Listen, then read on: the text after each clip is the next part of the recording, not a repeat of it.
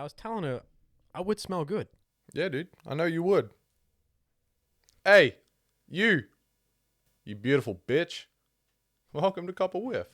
With Wooch and Griff. Episode 2.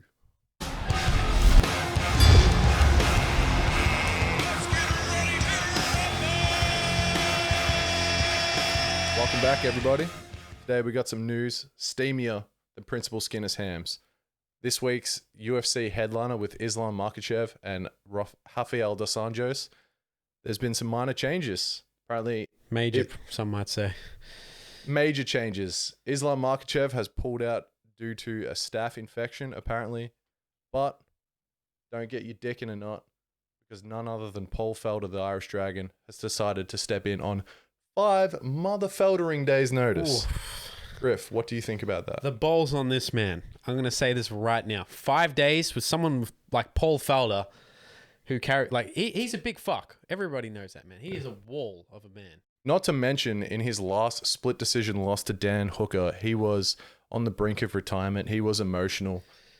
He hasn't got many left, right? But we know that Paul's stepping up to a fight of this magnitude. You got RDA, a former champion of the division, coming back down. He's had a stint at 170. It was sort of a 50-50. He made a strong run. Hasn't gone well for him lately. And he's coming back down. He had accepted a fight with Islam, which I was super pumped for, but unfortunately, it seems that Islam has fallen out of it.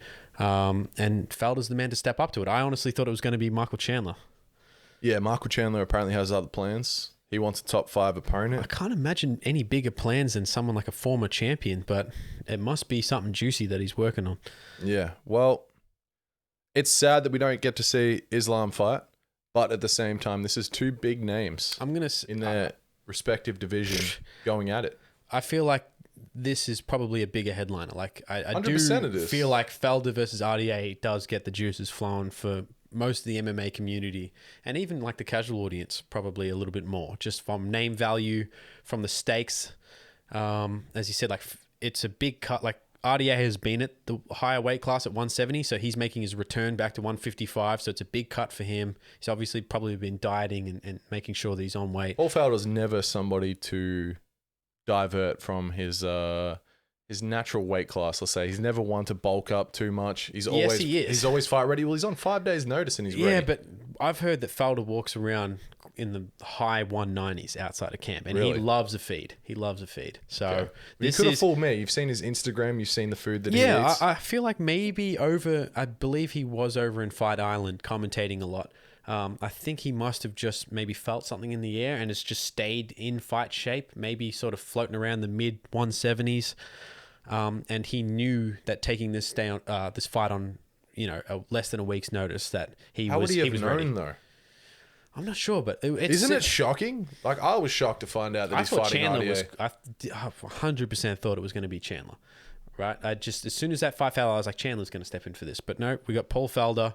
What a G. The fucking balls on this guy, man. He's done this, I think a couple of times before, but I remember he stepped up against Mike Perry on short notice. And savage move, man.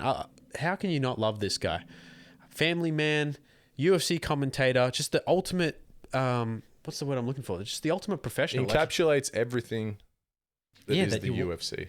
Yeah, really. And so if you're going to look at it from a fight standpoint, I mean, it's hard not to go with RDA. I'm going to say that straight up. RDA has had probably a full camp or close to a full camp. He's always been well conditioned.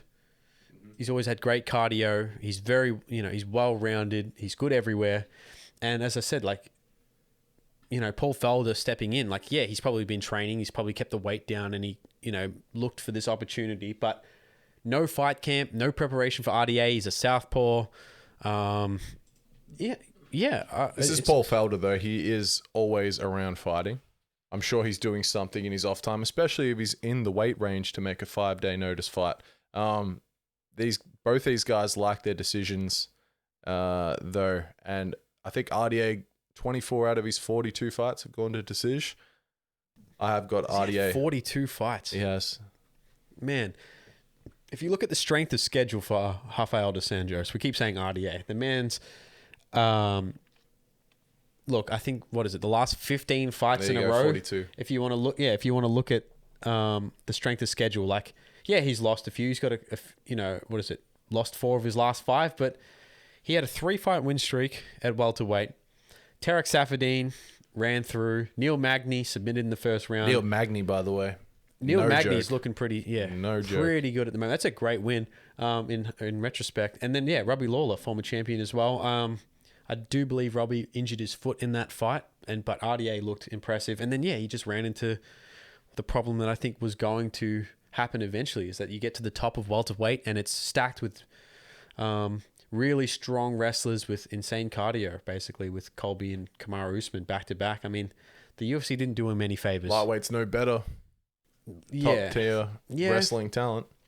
Well, look at it. So he loses a decision to Colby, another really one-sided decision to Kamaru, and then the UFC were like, fuck you, we'll give you Kevin Lee as well.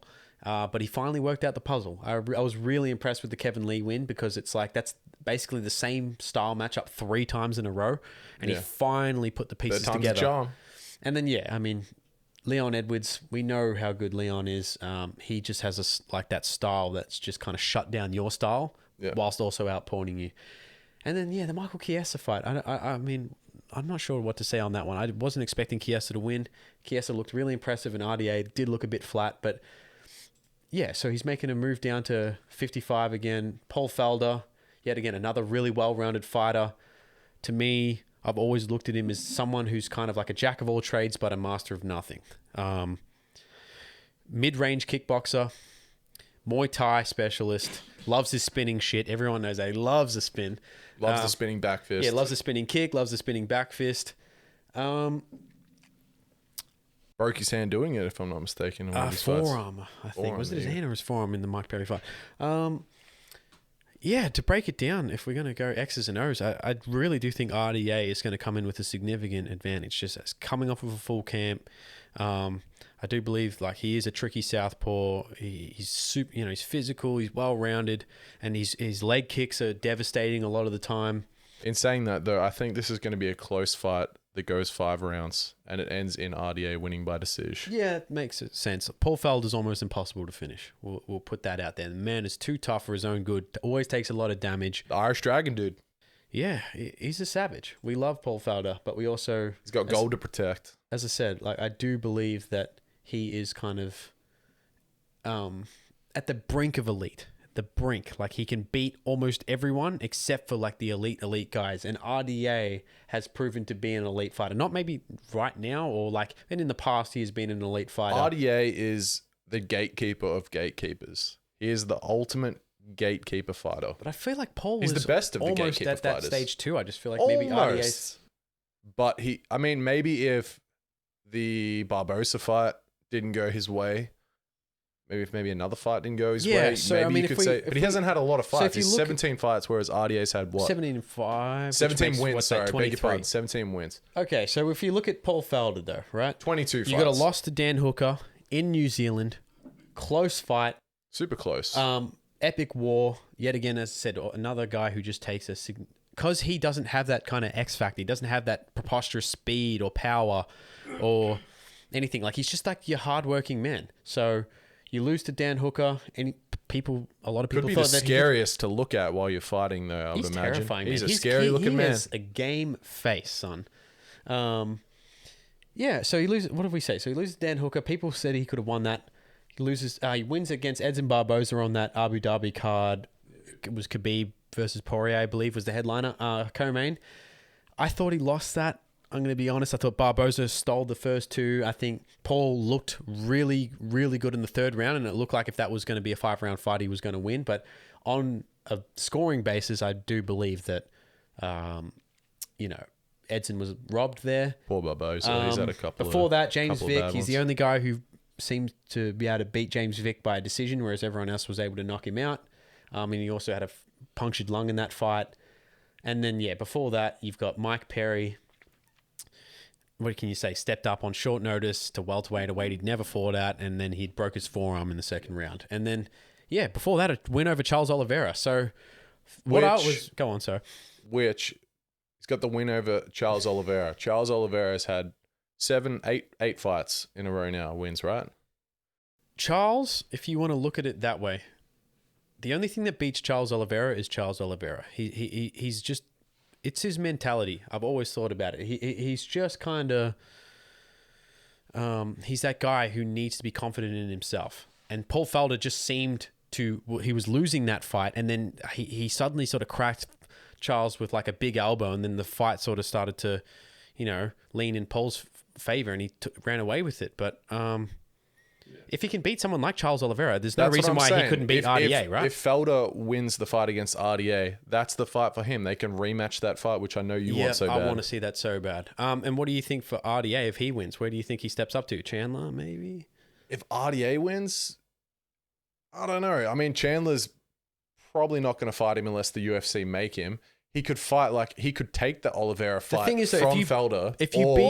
Or he has to go down the line a little bit because everybody else underneath is on losing streaks, like Iaquinta. Yeah. What I mean was, if you beat Paul Felder, Paul's ranked 6th, right? Yeah. If you win and take that ranking, he's probably going to be looking up, and everyone ranked above him is a top 5. That's the other thing though. RDA isn't ranked in lightweight right now. He's in welterweight. Yeah. So if he beats Paul, he will be the 6th or 5th ranked lightweight in the world, and he will be looking to face fighters above him, I imagine. So I can't see anyone that he could that's in his stratosphere would be. I'm gonna say Chandler makes sense. Maybe Dan Hooker. It'd be Chandler or Dan Hooker. He's gonna have to make Chandler fight him because Chandler has made it abundantly clear that he really just wants top 5, like Ferguson or maybe the Gagey fight. So what do you reckon? Verdict, final prediction.